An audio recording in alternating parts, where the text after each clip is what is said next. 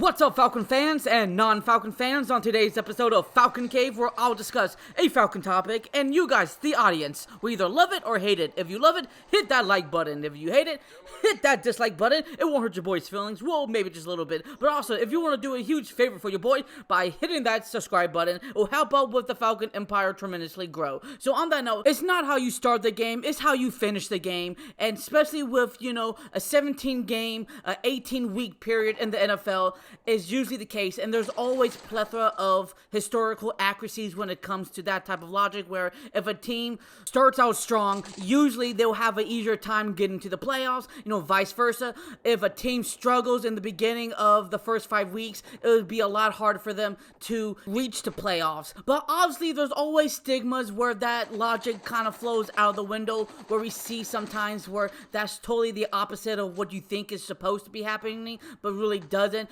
And a good example is the Atlanta Falcons back in 2015.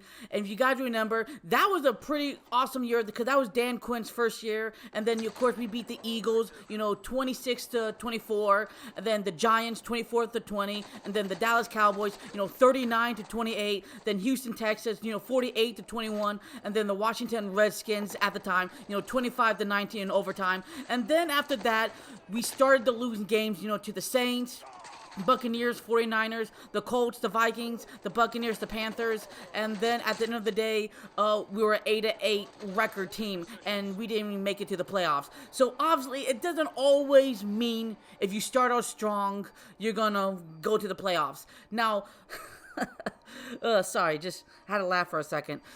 That's how I cope my sadness, unfortunately, with the Falcons. But it's okay, though, because now is the upcoming 2023 season.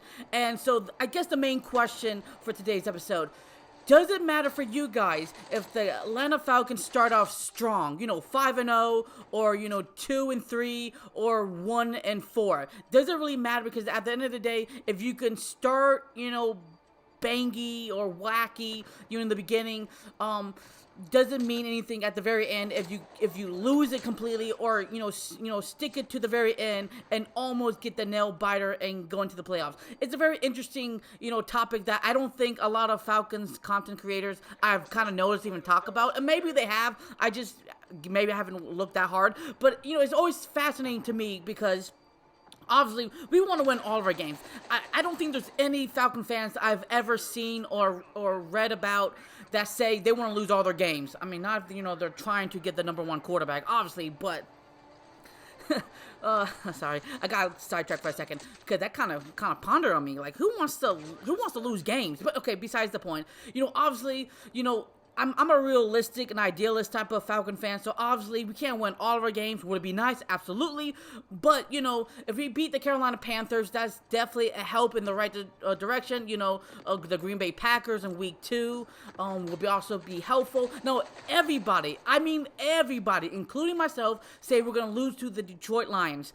I don't know why. It's just a stigma that I think everybody in the NFL world, including the Falcons fans, because we're kind of part of the NFL world, even though they don't want us, says that we're going to lose to the Detroit Lions. And I said that we're going to lose to them.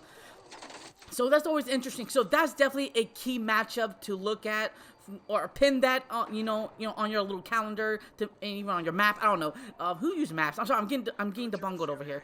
But that's a good game to really indicate how the Atlanta Falcons will sway this season, I think. And then obviously the Jacksonville Jaguars in Wembley Stadium in London, October the 1st, 9:30 a.m. So remember, you guys, don't sleep on that game, because sometimes you've anyway. Sorry, distraction. And then obviously okay. So if you start out winning those game 4, and then Houston Texans, obviously I think we can cream them. No offense to Houston at all. Represent, Bun B and Paul Wall and Slim Thug over there, but I'm thinking Candy Crim. Stop. Okay, I'm sorry. I'm getting distracted.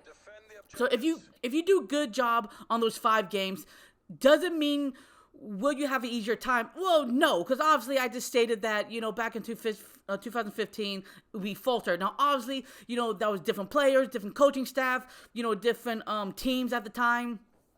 And a lot of teams, now obviously the schedule wasn't a lot less easier, less harder. Obviously this schedule by paper is super easy. super chill, and we should dominate on most of these games. But obviously, you have to factor in the refs, the play calling, timing, and sometimes missed opportunities on either side of the ball that, conducts, if we're going to win games or lose games.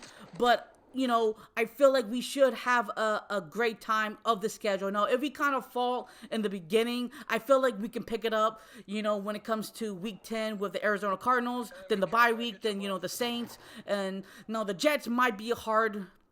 But, in week 14, if we can nail it, if we can dominate against the Buccaneers, Panthers, the Colts, the Bears, and the Saints, week 13 through week 18, that's a 1, 2, 3, 4, 5, 6. That's a 6-game win streak if we can pull that off.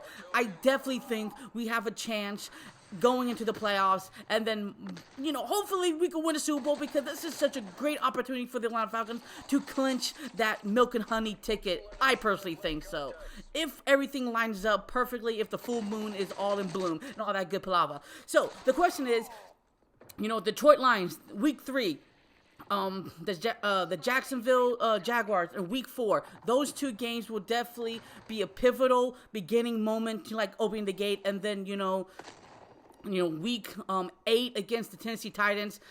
That's definitely gonna be a really tough game. And then, Minnesota Vikings, we haven't been so hot against them for a couple of years back in 2014, where we lost to them, in 2015, 17, and 19.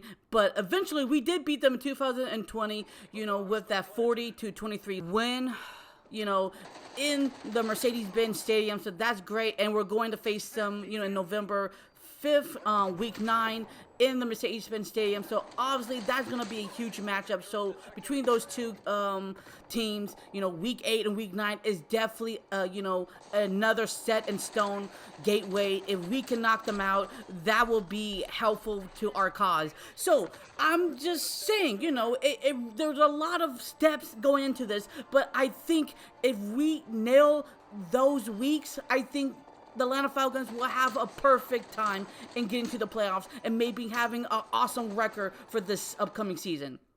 If you guys like what I talk about on this video, hit that like button. Well, what do you guys think? Do you guys think I'm wrong or right? I'm very curious to know what your guys' opinions on. So, what do Falcons do? Rise up. Until the next episode, show love and peace in the world, and peace.